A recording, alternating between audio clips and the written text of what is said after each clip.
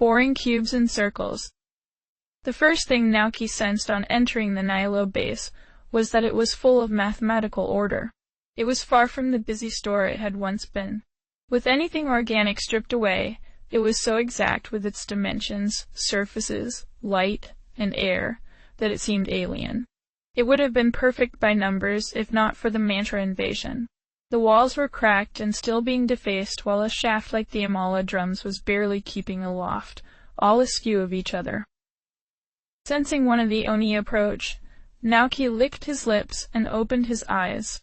The red-skinned Oni held a nail-studded bat over his shoulder. Hey you! What held you up? We've already won.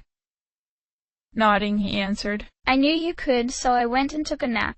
Though it's too bad that I don't get to challenge what strong ones they have remaining. The Oni laughed at that. Man, you're crazy. Sorry we hammered everybody here. The wimps were no trouble at all. Naoki doubted that. What about their commander and the maiden? Well, I haven't seen him. The Oni admitted. The little rats probably scurried away, but don't you worry. The moment they poke their heads out, we'll smash them back down again. I was heading off to the town to see if any of them fled there. Go for it, Naoki said. Once the Oni was gone, he said to his followers, Unless I slept longer than I thought, it can't be that easy. Nihilo's members are supposed to be the clever ones, so I agree. Uzume said. There's nothing on this level, let's get to the elevator, he said. Arahabaki came in use there, convincing a pair of Momonofu from Mantra to let them by without a fight. Far beneath the surface, or was this above, they came to a far more interesting space. A geodesic dome was set in the center of a huge spherical room. Strands of Magatsui still flowed down the central shaft, in spite of the damage that had been taken. Off to one side there was a door leading to a strange rotating hall. It made his senses dizzy trying to figure it out. So Naoki ignored it for the moment. A larger group of mantra demons were down here, bellowing in a victory rite. The echoes of their voices filled the chamber, much to their delight, although that made it hard to speak with an Ikusa closer to the elevator. What is this place? Naoki asked. Tilting his head and making his huge conical hat shift, the Ikusa said, Well, it's a powerful engine of some kind. I dunno, do I look like a gearhead? Anyhow, it was pulling a huge swell of Magatsui in here, so we wrecked it up good. Then they're not getting any more energy to this place, he said. But given how strong the flow had been into their building, there should be a sea of Magatsuhi within this chamber, not a weak trickle. Ha, right. They'll get no more Magatsuhi, so they'll crumple like paper now. He hit his tall spear on the floor, making echoes with that. We won, so who cares what this place was? What did you do with the Magatsuhi that was here? Naoki asked. What are you saying? The Ikusa asked, tilting his hat the other way. It all broke up when we smashed the core, so we each grabbed some that hadn't already floated off. That didn't account for the discrepancy. I see. What about that door over there? Where does it go? I dunno, the Ikusa said, not caring about it. It's some kind of goofy mechanism, I think. Nobody could walk through there. I'd like to look into it, he said. Going into the core area might reveal a mechanism to it if it wasn't by the door itself. Well, knock yourself out, 'cause I don't care. Nobody could have escaped that way, and we won spectacularly. We're gonna head back once we sweep around for any hiding rats. Don't miss out on our celebration. We know how to party right. As it was too loud with the other demons bellowing, his demons didn't say anything until closer to the mystery door where it was a little quieter. What is behind this door? Arahabaki asked. A rotating hallway. It would be a pain to look at, Naoki said, checking for a panel or wiring to a control center. There was a wireless receiver in the frame, leaving no clear way to affect the hall's mechanisms. Or cross, but a small flying demon could easily pass through. It's too bad that we missed most of the action, Saruda Iko said, keeping his sword at his side. I have a hunch that it was a farce, and we'll find more past this, he said. There might be something in the central room, There's definitely an active Amala drum in there. While the Yakuza claimed that they'd smashed the core, the structure inside the dome was intact. The drums were out of alignment, but they continued to rotate and glow. There were spiral traces through the air, like water stains left by a dried-up stream. While there was no control panel like he'd been hoping for, there might be some command on the drums to stop the rotating hull. Except Naoki didn't know how to read the drums himself. There was someone here, someone he knew could read them. Oh, it's you. Hijiri said, relieved but still tense. You nearly gave me a heart attack there. What with all the bellowing going on? I don't think they'll follow me. Not yet anyhow. Naoki said, feeling glad that he had come in time to intercept him. Hijiri would be in trouble if the mantra caught him on their final sweeps of the base. Are you allied with the mantra then? He seemed like he wanted to trust him, but was wary. It was a reasonable question. No, it's just a temporary agreement so I could get in here, he said. That was enough to get Hijiri to relax. Good, I'd seen some rumors. Looks like they weren't true. He looked up at the column of drums. It seems like they really wrecked this place. It's much worse on upper levels. Some of these got knocked completely out of place. They seemed to think it was good enough to declare a victory. What do you think of that? He asked. Naoki shook his head. I think they did little more than wreck the entryway. This isn't working now, but there should be a lot more Magatui still here. That's an apt way to put it, Hijiri said, spinning his hat in his hands. I can see why they'd think they'd won. This place is so grand, and every detail speaks of Nahilo's philosophy. Seeing that, anyone would think this was their headquarters. But this building only comprises half of this facility's total structure. When you look at its whole, it's clear that this could not be their main base. What do you think it is? He asked. During the rituals of creation, the bearers of reason need to gather large quantities of Magatsuhi. Remember when I taught you about the need for Magatsuhi among demon summoners? Naoki nodded. It's given in exchange for the demon's services. But it's not necessary in a world like this, Hijiri said, starting to walk over to them now. What Magatsuhi is required for here is to summon a god. The god acts like an investor into a new business.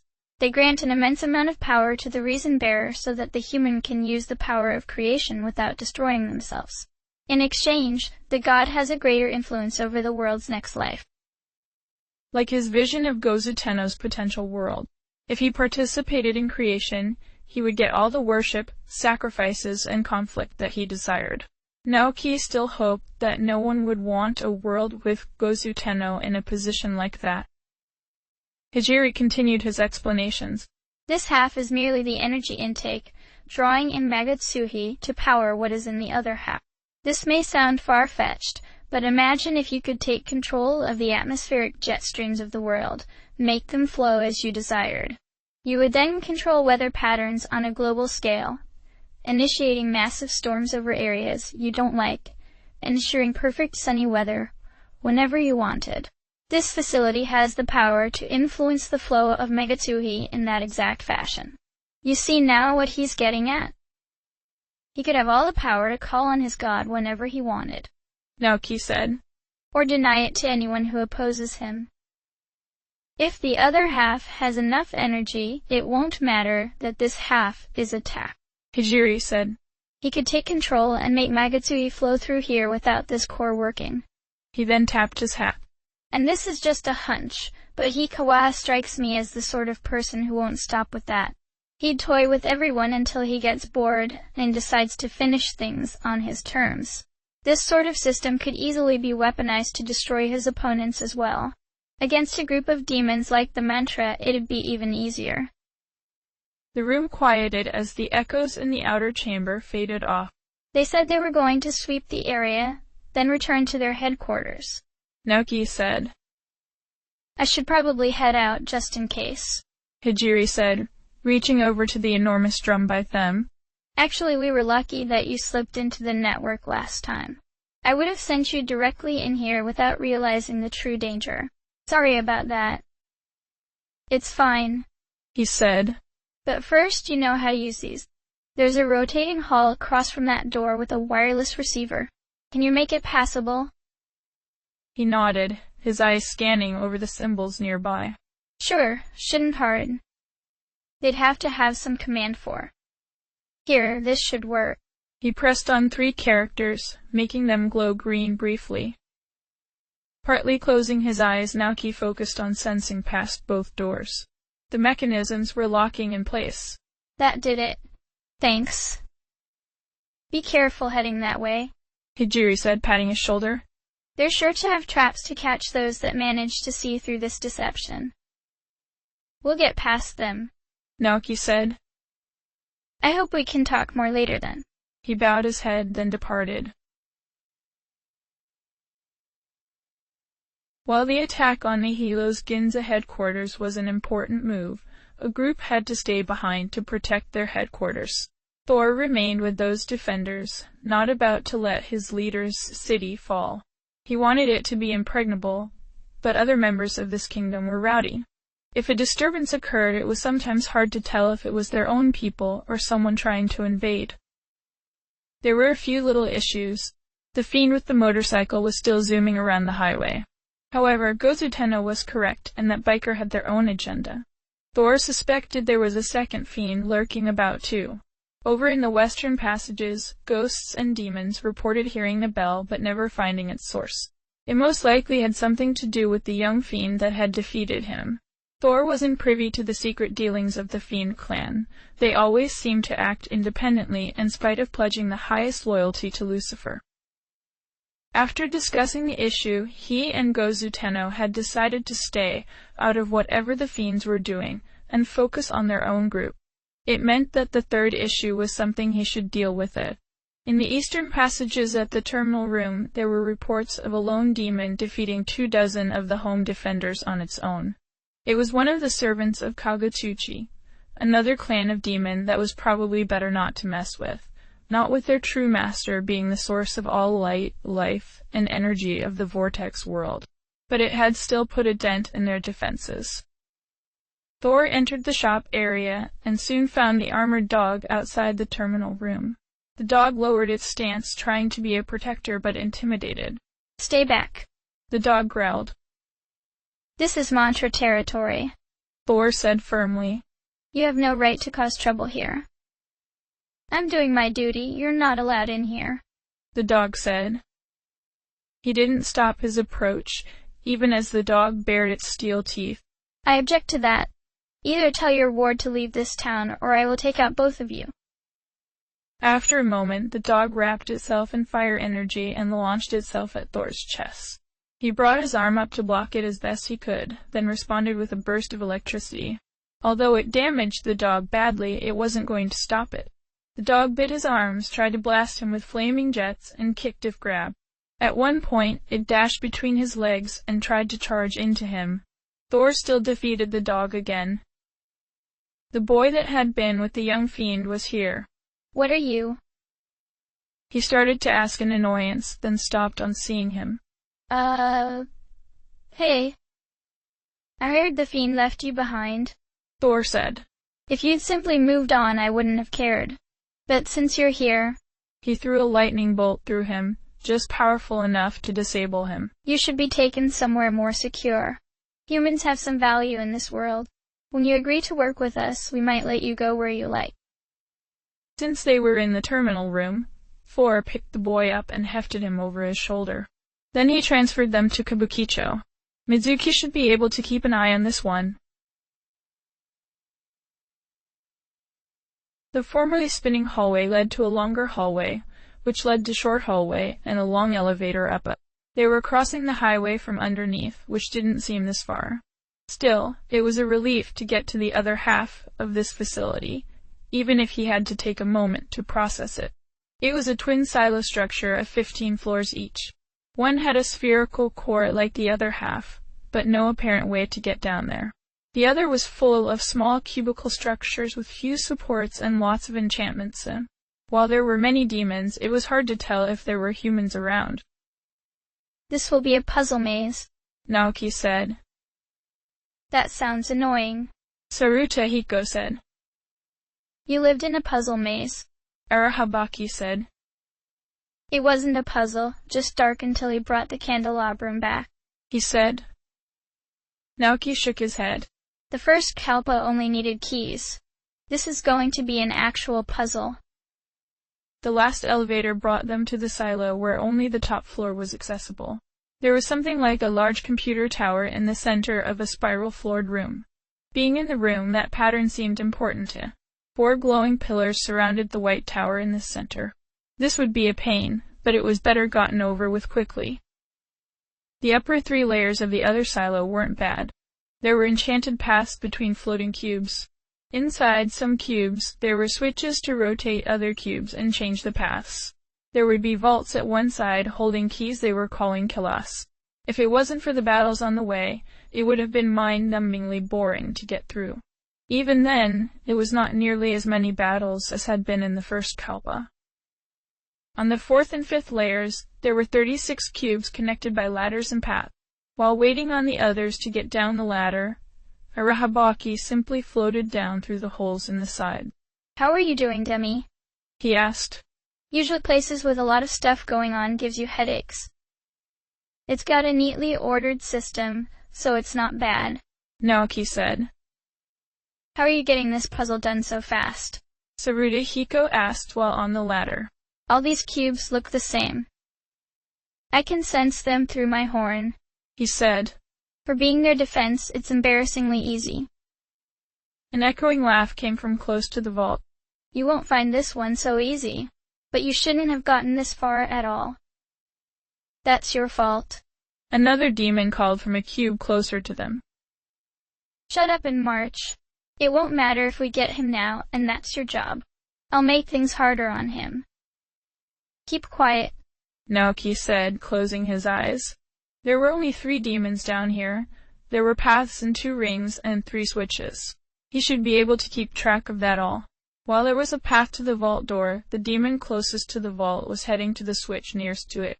He turned to Uzume and Sarudahiko, quietly saying, You 2 stick together, head that way, then south. You should run into one of them. I'll know where you end up after the battle. When they nodded, he turned to ARandomAudiobookAppeared. You can get in and out of these, so stick by me. With that decided, Naoki headed for a switch just south of him.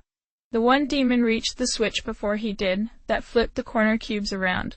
The one he reached switched those into the inner ring. It cut them off from his other 2 followers, but he expected that.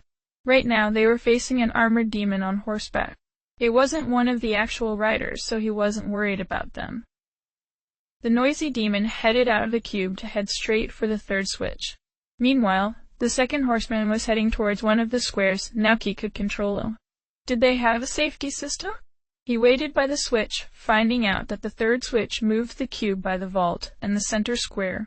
From that, it was clear that the original layout was the only one to reach every square. He certainly couldn't get to the vault from here. The 2nd horseman continued his patrol, heading towards the 1 cube, and onto the path into it. Naoki flipped the switch.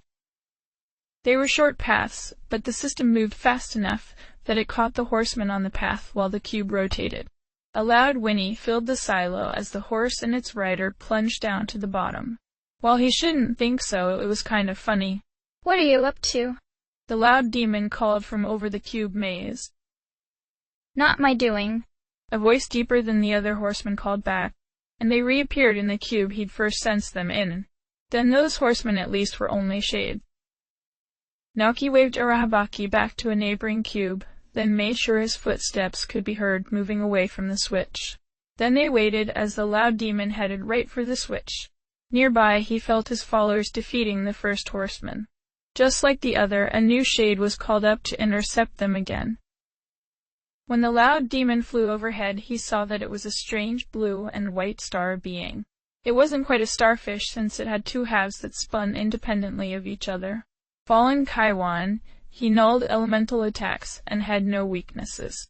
Sneaking over the path, Naoki got in the cube behind Kaiwan and punched him while he was flipping the switch with one of his bulky starfish arms. Ow, hey! Kaiwan turned around, an angry look on his disturbingly human face. What was that for? You're getting in my way. Naoki replied. It was obvious. But then so was. You don't have permission to be here. When Naoki readied his fist again, Kaiwan backed off. Or you're going to regret this. He vanished into silver smoke. You are a damn coward, Kaiwan. One of the horsemen said in disdain. It's a tactical retreat, they won't get this Kila. Kaiwan retorted right before he entered the vault. But he didn't even lock it. Uzume and Tsuruta Hiko were coming in from another cube, laughing over something. Took that guy down easily. Tsuruta Hiko said proudly, keeping his arm linked with Uzume's. Nodding, Naoki waved for ARandomAudiobookAppeared to come closer. Right, but he called up another shade. They can't reach us at the moment, but we need to flip the switches back. ARandomAudiobookAppeared, the vault entrance is that way. There's a cube out of the main square formation there. From there, go south 1, then west 1. There should be a switch there, flip it back and then guard it. We'll meet you over there. Got it. He floated up to get to his destination. It was great that he'd evolved like this, since it helped with this puzzle. Then he needed to give instructions to his other two. We'll need to use a ladder to get to the central switch, then hustle back over to flip this back and reach the vault. And we do have to move quick, since those horsemen could flip the switches too. You might think this is easy, but I get so lost here now that I can't fly like I used to.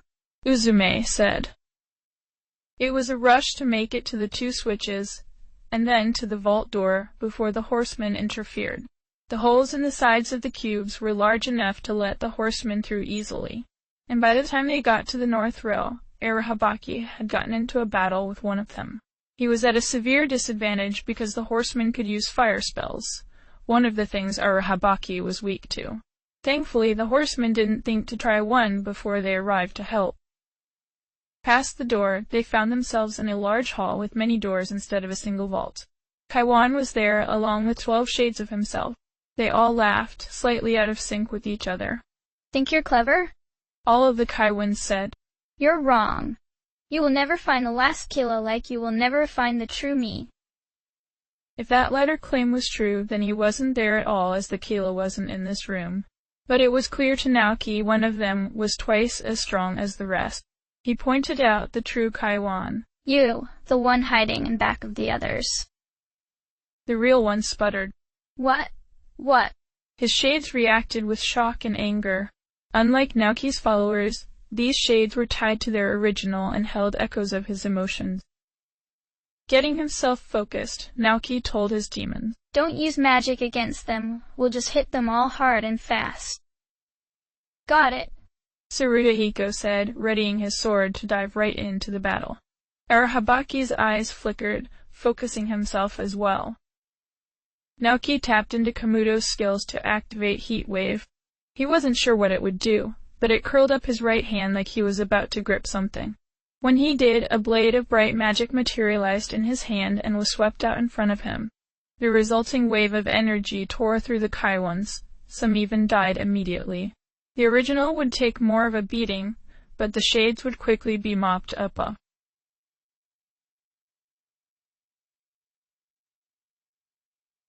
Futomimi opened his eyes, barely awake. He couldn't feel anything but pain. He wanted to go back to sleep even though it wouldn't be refreshing. However, it seemed like someone had called his name. Futomimi. Not wanting to respond, he closed his eyes. It might be one of the jailers.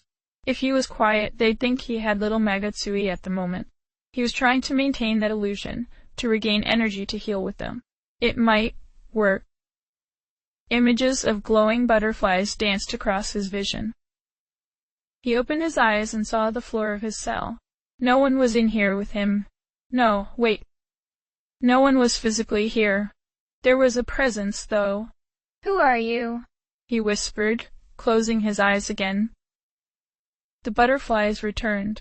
Aridia, keep hope in your hearts, and we will find a way to thrive even here. Those are his words, one of the first things he'd said to his people. I am a goddess of hope, a goddess for people like you, Aridia said. Her voice was sweet and airy, but something wasn't right with it. You needed God for creation, right? You have little but hope on your side, I answered your need. You can get us out of here? Otomimi asked. This could be an incredible blessing. He could have a goddess for his reason well before the rest. But something didn't feel right. Was this too easy? Calling on gods took some kind of sacrifice and a great deal of Megatsuhi. You can get out of here. Don't give up and your prayers will be answered. She couldn't be seen except as blue-green butterflies when his eyes were closed. Butterflies? Beautiful, flighty, frail. They lived brief lives, moving from flower to flower to draw nectar. Aradia. Beautiful, gentle, delicate. She existed on hopes of the desperate, those who had little but hope. Butterflies could not move prison doors, not even in a mirage. No, he said. You're a false goddess. You have nothing but hope to offer. Thin wings caressed his skin. If you change your mind, simply call my name with hope. Your hope is beautiful too. Please don't let it die. Then she flew away. Prisons couldn't hold that butterfly. Even if she was false, it was true that he couldn't let his hope die. Otomimi dropped his feelings of pain and reached for the state of his visions. Finding a god could wait, he needed a reason first. It needed to be something for all mannequins. He could see that dream so well. His kin working in sunny fields for a bountiful harvest, towns where the children played without needing to hide in fear. Everyone doing their part to bring happiness to all. A gentle people deserved a gentle life, and no one deserved a painful one. But what would be the reason that would bring such a beautiful dream to life? What was the name of his reason? In Ikebukuro, the demons drunk on victory gathered to get drunk with beer and ale. There were a lot of wild stories being passed around. More tales of glorious kills than the authentic number of fallen Nihilo members. From the way they were acting, one would think they had won a war. Not just one battle. It was all wrong to a hilarious degree. Not that Hikawa laughed at much. And there was one thing that bugged him. The mantra's second-in-command was not at their headquarters. Thor had picked up the indecisive boy and taken him to Kabuchiko prison. That could lead to issues later. Brushing his fingers across the drum of the core, Hikawa changed the view it was giving him. The girl was traipsing through a dark passage. She was headed to Ikebukuro. She was lucky to be going now, when she might not find much resistance upon arriving. As for the demi-fiend, the door to the core room opened up, letting 4 demons inside. Hikawa had been preparing for this meeting. This could be the only thing to cause him any difficulty, because the demi-fiend could have the power to oppose him. I'm surprised that you brutes made it this far, he said as if he didn't know. We're not part of the mantra, he said. His 3 followers obediently left the conversation to him. Is that so? He turned around, looking them over. While his demons weren't of a beginner's stock, they were still low-ranked. Hikawa wouldn't have his demons traveling with him. He only had O's out to dissuade Kagutsuchi. Wait, you're that boy from the hospital. You've changed greatly, you must be the demi-fiend. That caught him off guard. What? It is what they formally call you, correct? Hikawa said. He stayed where he was. Sound would carry just fine in the space. In the scriptures of Muroku, everything is written with certainty. Save one part, passage 13. This passage speaks of the theory of the demi-fiend, a human and demon hybrid to be raised as Lucifer's heir in hopes that they will finally break the eternal stalemate between the forces of heaven and hell in favor of the latter. You are not a requirement of the processes of conception and creation. However, the state of the vortex world allows for your existence. Had someone like you emerged in a normal world, marked as the heir of the devil, you would have been hunted down ruthlessly and killed while you were still weak. I haven't been called that yet, he said. His attention was drifting some, given that he was observing the area. They would keep as much from you as they could, Hikawa said. You should pay attention, listen to as many sides as you can in spite of the current state of the world. But first, what brings you down here if you're not with the mantra? Anne. He stopped, then said, Yuko. I'm looking for her. Ah, that is the obvious reason, Hikawa said. What had he nearly said? Unfortunately for you, she's not here. She never was here. And as things stand, you won't easily reach her. She has a great importance to this world as the Maiden of Creation and a key part of the Assembly of Nihilo. Don't worry, she's safe where she is. What are you doing with her? Demi-Fiend's eyes looked bright to him now. The glowing lines on his skin pulsed quicker. He was a half-demon without peer now, so his nonverbal cues weren't simple to read. But he was most likely angered. But he was still human, so perhaps he could be shamed. Don't be so hasty to assume things, he said. His eyes narrowed. That was a more normal sign that it wasn't working. What now? Negotiating with a demon was so much smoother when he knew their backgrounds and boundaries. No matter how chaotic they claimed to be, demons could not step out of their line. If you must know, she is helping me with her powers as an oracle. Hopefully that phrasing didn't set him off. Now a quick distraction. Did you know about that? She had a natural talent as a medium, but when that emerged, she was still a college student without the means to afford the extra lesson. I had offered to sponsor young people with such rare talents. That is how we initially met. Later on, she came to me and offered her assistance as the maiden without my even asking. He'd hinted about it and let her borrow the scriptures, but strictly speaking, that was mostly true. Why did you end our world? He asked. If you want a plain and simple answer, it's because it was too noisy, Hikawa said. But there is far more behind that. As I told you before, history was caught in an endless cycle it could not escape. Anything that could be new got blocked from being created. Any revolution was resisted with all the effort that fools could muster. The world was fine as it was. Demi-Fiend approached him, seeming like he could attack. Hikawa took his summoning charm between his fingers and quickly cast a ward to dissuade him from getting too close. Not everyone would agree with that, he said, feeling like he'd said that to a tiring degree to others. Not everyone would agree with you.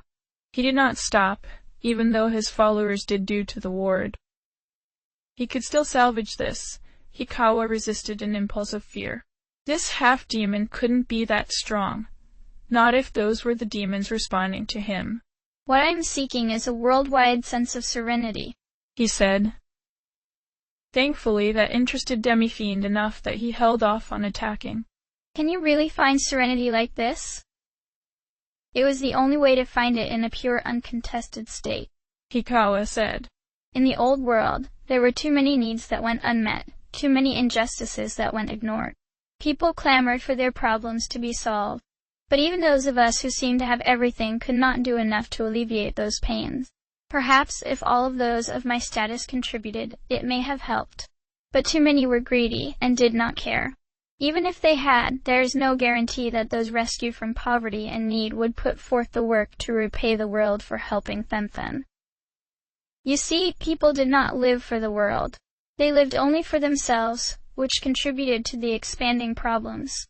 Feeling more confident, he took a few steps towards him. Bows kept close. That crushes the health of the world when people should exist for the world. There is much clutter and noise that blocked what must be done. So yes, starting over completely had become necessary. With the power of Kagutsuchi, there are many problems that can be removed. The strife caused by nationalism. The greed caused by consumerism. The resentment caused by classism. The reason of Shijima will remake the world so that such division will make no sense. The people will be given a peaceful nature that will appreciate silence and unity. Everyone will contribute equally, to be rewarded equally. The good of the world as a whole will be held as the highest ideal, and what we see as evils will find no fuel to burn society away. For this purpose I have sacrificed everything I have so that the perfect world can exist. What do you say? Will you renounce the flames of desire and seek with me a world that exhibits the pure serenity that one can see within the Amala drums? Demi-Fiend had been listening, but then a strange calm overcame him. It was similar to watching Yuko enter those trances of hers. Was it the same power? What would he be seeing? End of chapter.